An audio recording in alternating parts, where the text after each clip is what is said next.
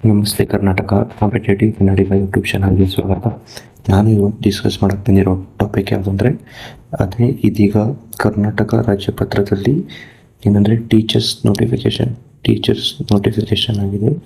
ಇದರಲ್ಲಿ ನಾನು ಇವತ್ತು ಪರ್ಟಿಕ್ಯುಲರ್ ಡಿಸ್ಕಸ್ ಮಾಡಕ್ಕೆ ಬಂದಿರೋದು ಯಾವುದಂದರೆ ನ್ಯೂ ಟೀಚರ್ಸ್ ಜಾಬ್ನ ಏನು ಮಾಡಿದ್ದಾರೆ ಅಂದರೆ ಕರ್ನಾಟಕ ಗೌರ್ಮೆಂಟ್ ಕ್ರಿಯೇಟ್ ಮಾಡಿದ್ದಾರೆ. ಅದು ಯಾವುದು ಅಂದರೆ ಕಂಪ್ಯೂಟರ್ ಸೈನ್ಸ್ ಟೀಚರ್ಸ್ ಹುದ್ದೆ ಏನಂದರೆ ಕ್ರಿಯೇಟ್ ಮಾಡಿದ್ದಾರೆ. ಇದು ಎಷ್ಟು ಅಂದರೆ 2500 ಹುದ್ದೆಗಳು ಒಂದು ಕಾಲ್ಫರ್ ಮಾಡ್ತಾರೆ ಅಂತ ಇದೆ. ಇದು ಕಂಪ್ಲೀಟ್ ಡೀಟೇಲ್ಸ್ ಆಗಿರ್ಬೋದು. ಈ ಕಂಪ್ಯೂಟರ್ ಸೈನ್ಸ್ ಟೀಚರ್ಸ್ಗೆ ಯಾರ್ಯಾರು ಅಪ್ಲೈ ಮಾಡ್ಬೋದು ಮತ್ತು ಅಪ್ಲೈ ಮಾಡಿದ ನಂತರ ಯಾವ ಎಕ್ಸಾಮ್ನ ಪಾಸ್ ಮಾಡಬೇಕು ವಿತಿನ್ 5 ಇಯರ್ಸಲ್ಲಿ ಅಂತ ಕಂಪ್ಲೀಟ್ ನನ್ನ ಮಾಹಿತಿನ ಈ ವಿಡಿಯೋದಲ್ಲಿ ತಿಳಿಸ್ತೀನಿ. ಯಾವುದು ಅಂದರೆ ಕಂಪ್ಯೂಟರ್ ಸೈನ್ಸ್ ಟೀಚರ್ಸ್ ಹುದ್ದೆ ಹೊಸದಾಗಿ ಕರ್ನಾಟಕ ಗೌರ್ಮೆಂಟ್ ಅವರು ಏನಂದರೆ ಗೆಜೆಟೆಡ್ ನೋಟಿಫಿಕೇಷನಲ್ಲಿ ಟೀಚರ್ಸ್ ರಿಕ್ರೂಟ್ಮೆಂಟ್ಸಲ್ಲಿ ಏನು ಮಾಡಿದ್ದಾರೆ ಅಂದರೆ ತೋರಿಸಿದ್ದಾರೆ. ಟೋಟಲ್ ಎಷ್ಟು ಅಂದರೆ 15,000 ಟೀಚರ್ಸ್ ಹುದ್ದೆ ನೋಟಿಫಿಕೇಷನ್ ಆಗಲಿದೆ. ಅದರಲ್ಲಿ 2,500 ಯಾವುದು ಅಂದರೆ ನಮ್ಮ ಕಂಪ್ಯೂಟರ್ ಸೈನ್ಸ್ ಟೀಚರ್ಸ್ ಹುದ್ದೆಗೆ ಕಾಲ್ಫರ್ ಮಾಡ್ತಾರೆ ಅಂತ ಇದೆ. ಇದರಲ್ಲಿ ನೋಡಿ, ಇಲ್ಲಿ 1ನೇ ತರಗತಿಯಿಂದ 8ನೇ ತರಗತಿವರೆಗೆ ನೋಡಿ, ಇಲ್ಲಿ 1ನೇ ಕ್ಲಾಸಿಂದ ಹಿಡಿದು 8ನೇ ತರಗತಿವರೆಗೂ ಏನು ಗಣಕ ವಿಜ್ಞಾನ ಶಿಕ್ಷಕರು ಅಂದರೆ ಕಂಪ್ಯೂಟರ್ ಸೈನ್ಸ್ ಟೀಚರ್ಸ್ ಎಷ್ಟನೇ ಕ್ಲಾಸ್ ತನಕ, 1ರಿಂದ 8ನೇ ಕ್ಲಾಸ್ ತನಕ. ಇವ್ರದ್ದು ಸ್ಯಾಲ್ರಿ ಸ್ಕೇಲ್ ಎಷ್ಟಿದೆ ಅಂದರೆ 44,425ರಿಂದ ಬೇಸಿಕ್ಕು 44,425 ರೂಪಾಯಿಂದ 83,700 ರೂಪಾಯಿವರೆಗೂ ಇರುತ್ತೆ. ಎಷ್ಟು? 44,425 ಬೇಸಿಕ್ಕಿಂದ ಎಷ್ಟು 83,750 ತನಕ ಏನಿದೆ ಅಂದರೆ ಇವರಿಗೆ ಸ್ಯಾಲ್ರಿ ಸ್ಕೇಲ್ ಇದೆ. ನೆಕ್ಸ್ಟ್ ಸ್ಯಾಲ್ರಿ ಸ್ಕೇಲ್ ಇದೆ. ನೆಕ್ಸ್ಟ್ ಏನಂದರೆ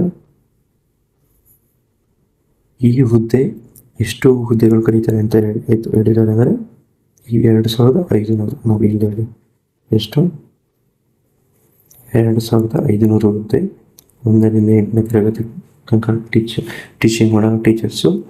ಅದು ಅವ್ರ ಸ್ಕೇಲ್ ಎಷ್ಟು ಅಂತ ಹೇಳಿದ್ದೀನಿ. ಇದು ಏನಂದರೆ ನೇರ ನೇಮಕಾತಿ ಆಗಿರ್ತದೆ. ಸರ್ಕಾರದಿಂದ ಕಾಲಕಾಲಕ್ಕೆ ರಚಿಸುವ ನಿಯಮಾನುಸಾರವಾಗಿ ಇದು ನೇರ ನೇಮಕಾತಿ ಆಗಿರುತ್ತೆ. ಈ ಹುದ್ದೆಗೆ ಯಾರ್ಯಾರು ಅಪ್ಲೈ ಮಾಡ್ಬೋದು ಅಂದರೆ ಇಲ್ಲಿ ಏನಂದರೆ ಈ ಹುದ್ದೆಗೆ ಅಪ್ಲೈ ಮಾಡೋ ಅಭ್ಯರ್ಥಿಗಳು ಕಾನೂನಿನ ಮೂಲಕ ಸ್ಥಾಪಿಸಲಾದ ವಿಶ್ವವಿದ್ಯಾಲಯದಲ್ಲಿ ಈ ಕೆಳಕಂಡ ಪದವಿಯನ್ನು ಪಾಸಾಗಿರಬೇಕು. ಅದರಲ್ಲಿ ಕನಿಷ್ಠ ಎಷ್ಟು ಅಂದರೆ 50ರಷ್ಟು ಅಂಕವನ್ನು ಪಡೆದಿರಬೇಕು ಅಂತ ಹೇಳಿದ್ದಾರೆ. ಇವರು ಕಾನೂನಿನ ಮೂಲಕ ಸ್ಥಾಪಿಸಲಾದ ಯೂನಿವರ್ಸಿಟಿಗಳಲ್ಲಿ ಡಿಗ್ರಿನ ಪದವಿ ಈ ಕೆಳಕಂಡ ಪದವಿಗಳನ್ನ ಕಂಪ್ಲೀಟ್ ಮಾಡಿರಬೇಕು. ಅದರಲ್ಲಿ ಪದವಿಯಲ್ಲಿ ಏನಂದರೆ 50% ಮಾರ್ಕ್ಸನ್ನು ಪಡೆದಿರಬೇಕು. 100%ಗೆ ಎಷ್ಟು 51%ನ ಪಾಸ್ ಮಾಡಿರಬೇಕು. ಇಲ್ಲಿ ಯಾರ್ಯಾರು ಅಪ್ಲೈ ಮಾಡೋಕ್ಕೆ ಅರ್ಹರಾಗಿದ್ದಾರೆ ಅಂದರೆ bachelor of science computer science ಒಂದು ಯಾವುದು ಅಂದರೆ BSc ಅವರು ಕೂಡ ಅಪ್ಲೈ ಮಾಡ್ಬೋದು. ಯಾರು ಅಂದರೆ ಅದರಲ್ಲಿ ಕಂಪ್ಯೂಟರ್ ಸೈನ್ಸ್ ಇರ್ತಾರಲ್ಲ ಇವರು. Next bachelor of computer application BCA ಅವರು ಕೂಡ ಅಪ್ಲೈ ಮಾಡ್ಬೋದು. ಯಾರು BCA ಅವರು ಕೂಡ ಅಪ್ಲೈ ಮಾಡ್ಬೋದು. Next bachelor of English engineering BE ಇದರಲ್ಲಿ ಯಾವ್ಯಾವ ಬ್ರ್ಯಾಂಚ್ ಅಂದರೆ ಒಂದು CS computer science, next IS information science, ಅದಾದಮೇಲೆ ನೆಕ್ಸ್ಟು ENC ಇವರು 3 ಜನ ಕೂಡ ಅಪ್ಲೈ ಮಾಡ್ಬೋದು. ಅದಾದ ನಂತರ next bachelor of technology BTech ಇದರಲ್ಲಿ ಯಾರು ಅಂದರೆ ಇದರಲ್ಲಿ ಕೂಡ ಯಾರು ಕಂಪ್ಯೂಟರ್ ಸೈನ್ಸ್ ಇನ್ಫಾರ್ಮೇಷನ್ ಸೈನ್ಸ್ ಮತ್ತು CS IS ಮತ್ತು EC ಇವರು 3 ಜನ ಅಪ್ಲೈ ಮಾಡ್ಬೋದು.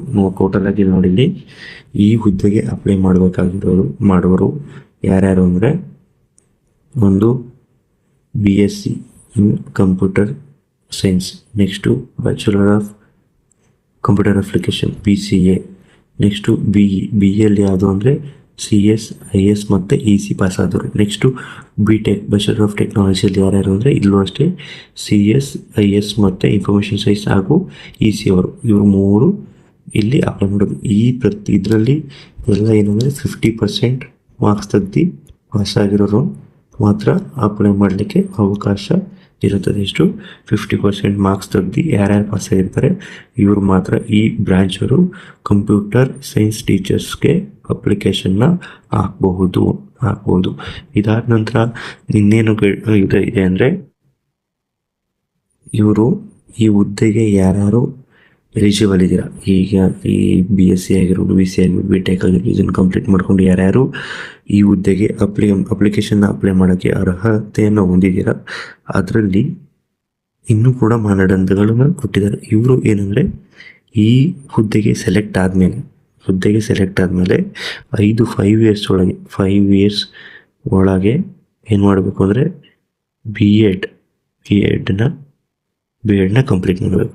ನೋಡಿ, ಇಲ್ಲಿ ಈ ಹುದ್ದೆಗೆ ಸೆಲೆಕ್ಟ್ ಆದ ನಂತರ 5 ವರ್ಷದೊಳಗೆ BEd ಕಂಪಲ್ಸರಿ ಕಂಪ್ಲೀಟ್ ಮಾಡಲೇಬೇಕು.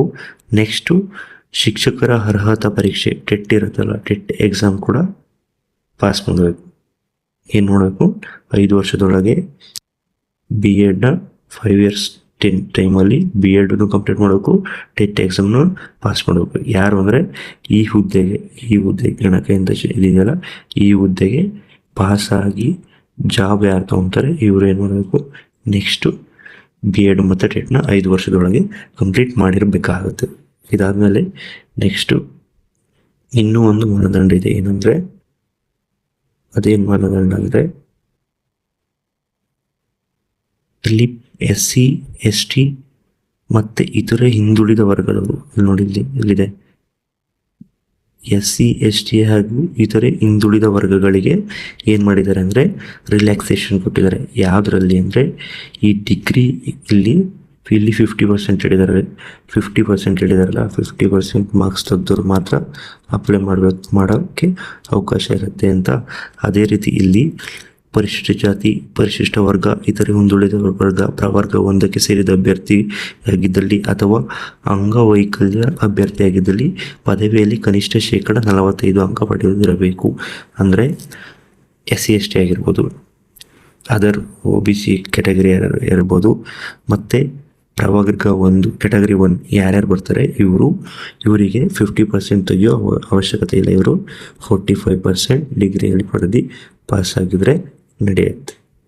ಗೊತ್ತಾಯ್ತಾ? ಏನಂದರೆ 50% ತೆಗೆಯೋ ಅವಶ್ಯಕತೆ ಇಲ್ಲ, ಇವರು 45% ತೆಗೆದ್ರೆ ಆಯಿತು. SC, ST ಅಲ್ಲಿ ಮತ್ತು ಕ್ಯಾಟಗರಿ 1 ಹ್ಯಾಂಡಿಕ್ಯಾಪ್ ಅಂಗವೈಕಲ್ಯ ಇರೋರು, ನೆಕ್ಸ್ಟು ಇತರೆ ಹಿಂದುಳಿದ ವರ್ಗ, ಇವರೆಲ್ಲ ಏನು ಮಾಡಬೇಕು, 45% ಅಷ್ಟೇ ತೆಗೆದ್ರೆ ಸಾಕು, ಇವರು ಈ ಎಕ್ಸಾಮ್ಗೆ ಅಪ್ಲೈ ಮಾಡಲಿಕ್ಕೆ ಎಲಿಜಿಬಲ್ ಆಗ್ತಾರೆ. ನೆಕ್ಸ್ಟು ಈ ಎಕ್ಸಾಮ್ ರಿಲೇಟೆಡ್ ಕಂಪ್ಲೀಟ್ ನೋಟಿಫಿಕೇಶನ್ ಬಿಟ್ಟಾಗ ನಾನು ಕಂಪ್ಲೀಟಾಗಿ ಈ ಎಕ್ಸಾಮ್ ರಿಲೇಟೆಡ್ನ ಮಾಹಿತಿಗಳನ್ನು ನಿಮಗೆ ಶೇರ್ ಮಾಡ್ಕೊಳ್ತೀನಿ. ಜೊತೆಗೆ ಇದಲ್ಲದೇ ಕೂಡ ಇನ್ನು ಉಳಿದ ಯಾವುದಾದ್ರು ನೋಟಿಫಿಕೇಶನ್ ಮಾಡಲಿಕ್ಕೆ ಗೆಜೆಟೆಡ್ ಇದು ಮಾಡಿದ್ದಾರೆ, ನೋಟಿಫಿಕೇಶನ್ ಹೊರಡಿಸಿದ್ದಾರೆ, ಅದರನ್ನು ಕೂಡ ನಾನು ಎಕ್ಸ್ಪ್ಲೇನ್ ಮಾಡ್ತೀನಿ. ಇದೇ ರೀತಿ ಹೆಚ್ಚಿನ ಮಾಹಿತಿಗಾಗಿ ನಮ್ಮ ಚಾನಲ್ನ ದಯವಿಟ್ಟು ಸಬ್ಸ್ಕ್ರೈಬ್ ಮಾಡಿ. ನಮ್ಮ ಚಾನಲ್ನಲ್ಲಿ ಪ್ರತಿದಿನ ಏನಂದರೆ ಕ್ವಿಝಸ್ ಇರ್ಬೋದು, ಪ್ರತಿದಿನ ನಮ್ಮ ಚಾನಲಲ್ಲಿ ಕ್ವಿಜ್ಗಳನ್ನು ಹಾಗೂ ಜೊತೆಗೆ ಪ್ರತಿದಿನ ನಾವೇನು ಮಾಡ್ತೀವಿ ಅಂದರೆ ನ್ಯೂಸ್ ಪೇಪರ್ಸ್ನಲ್ಲಿ ಇಂದಿರೋ ಇಂಪಾರ್ಟೆಂಟ್ ನ್ಯೂಸ್ಗಳನ್ನು ನಾವೇನಂದರೆ ಶಾರ್ಟ್ಸ್ಗಳ ಮುಖಾಂತರ ಏನು ಮಾಡ್ತಾಯಿದ್ದೀವಿ ಅಂದರೆ ಅಪ್ಲೋಡ್ ಮಾಡ್ತಾಯಿದ್ದೀವಿ. ಜೊತೆಗೆ ನಾವೇನಂದರೆ ಮೆಂಟಲ್ ಎಬಿಲಿಟಿ ಕ್ವಶನ್ಸ್ಗಳನ್ನು ಕೂಡ ನಾನು ಶಾರ್ಟ್ಸ್ ಮೂಲಕ ಅಪ್ಲೋಡ್ ಮಾಡ್ತಾಯಿದ್ದೀನಿ. ಹಾಗೆ ನೋಟಿಫಿಕೇಷನ್ಸ್ಗಳನ್ನು ಕೂಡ ನಾನು ಶಾರ್ಟ್ಸ್ ಮೂಲಕ ಹಾಕ್ತಾಯಿದ್ದೀನಿ. ಅದೇ ರೀತಿ ಇಂಪಾರ್ಟೆಂಟ್ ಇಂಡೆಕ್ಸ್ ಆಗಿರೋದು ಪ್ರತಿಯೊಂದು ಕರೆಂಟ್ ಅಫೇರ್ಸ್ ಏನಿದೆ, ಕರೆಂಟ್ ಅಫೇರ್ಸ್ ಇವೆಂಟ್ ರಿಲೇಟೆಡ್ ಕೂಡ ನಾನು ನನ್ನ ಯೂಟ್ಯೂಬ್ ಚಾನಲಲ್ಲಿ ಶಾರ್ಟ್ಸ್ ಮೂಲಕ ಹಾಕ್ತಾಯಿದ್ದೀನಿ. ಅದಲ್ಲದೆ ಕೂಡ ನಾನು ಏನು ಮಾಡಿದ್ದೀನಿ ಅಂದರೆ ನಮ್ಮ ಯೂಟ್ಯೂಬ್ ಚಾನಲ್ನಲ್ಲಿ ಪ್ಲೇಲಿಸ್ಟ್ ಮಾಡಿದ್ದೀನಿ. ಆ ಪ್ಲೇಲಿಸ್ಟ್ನಲ್ಲಿ ನಿಮಗೆ ನೋಟಿಫಿಕೇಷನ್ ಮಾಹಿತಿ ಮತ್ತು ಡೈಲಿ ನ್ಯೂಸ್ ಪೇಪರ್, ಆಮೇಲೆ ಡೈಲಿ ಒಂದೊಂದು ಆರ್ಗನೈಜೇಷನ್ ರಿಲೇಟೆಡ್ನ ಎಕ್ಸ್ಪ್ಲನೇಷನ್ ಮಾಡಿ ಅದು ಶಾರ್ಟ್ಸ್ನ ನಾನು ಕೂಡ ಎಲ್ಲ ಹಾಕ್ತಿದ್ದೀನಿ. ನನ್ನ ಪ್ಲೇಲಿಸ್ಟಲ್ಲಿ ಇದೆ ಅಂತಾರಾಷ್ಟ್ರೀಯ ಸಂಘಟನೆಗಳು ಅಥವಾ ಏನಾದರೂ ಆರ್ಗನೈಜೇಷನ್ ಅನ್ನೋ ಒಂದು ಪ್ಲೇ ಲಿಸ್ಟ್ ಇದೆ, ಅದರಲ್ಲಿ ನಾನು ಪ್ರತಿದಿನ ಅಪ್ಲೋಡ್ ಮಾಡ್ತಾಯಿದ್ದೀನಿ. ಇದೇ ರೀತಿ ಎಲ್ಲ ಕಾಂಪಿಟೇಟಿವ್ ಎಕ್ಸಾಮ್ ರಿಲೇಟೆಡ್ ಮಾಹಿತಿಯನ್ನು ನಾನು ನನ್ನ ಯೂಟ್ಯೂಬ್ ಚಾನಲ್ನಲ್ಲಿ ಪ್ರತಿದಿನ ಶೇರ್ ಮಾಡ್ತಾಯಿದ್ದೀನಿ. ದಯವಿಟ್ಟು ಈ ಮಾಹಿತಿಯನ್ನು ನೀವು ಯೂಸ್ ಮಾಡ್ಕೊಳ್ಳಿ. ನನ್ನ ಕೈಯಲ್ಲಿ ಎಷ್ಟಾಗುತ್ತೆ ಅದನ್ನು ನಾನು ಶೇರ್ ಮಾಡ್ತಾಯಿದ್ದೀನಿ. ಈ ಮಾಹಿತಿಗಳನ್ನು ನಿಮಗೆ ಇಷ್ಟ ಆದರೆ ಯೂಸ್ ಮಾಡ್ಕೊಳ್ಳಿ. ಹಾಗೆ ನನ್ನ ಯೂಟ್ಯೂಬ್ ಚಾನಲ್ಗೆ ಮರಿದೇನೆ ನೀವು ಏನಂದರೆ ಲೈಕ್ಸ್ ಕಾಮೆಂಟ್ಸ್ ಮತ್ತು ನಮ್ಮ ಯೂಟ್ಯೂಬ್ ಚಾನಲ್ಗೆ ಸಬ್ಸ್ಕ್ರೈಬ್ ಆಗಿ ಹಾಗೆ ಜೊತೆಗೆ ನಿಮ್ಮ ಫ್ರೆಂಡ್ಸ್ನ ಕೂಡ ನನ್ನ ಯೂಟ್ಯೂಬ್ ಚಾನಲ್ಗೆ ಸಬ್ಸ್ಕ್ರೈಬ್ ಮಾಡಿಸಿ ಅಂತ ಹೇಳ್ತಾ ಈ ವಿಡಿಯೋನ ಎಂಡ್ ಮಾಡ್ತಾಯಿದ್ದೀನಿ. Thank you.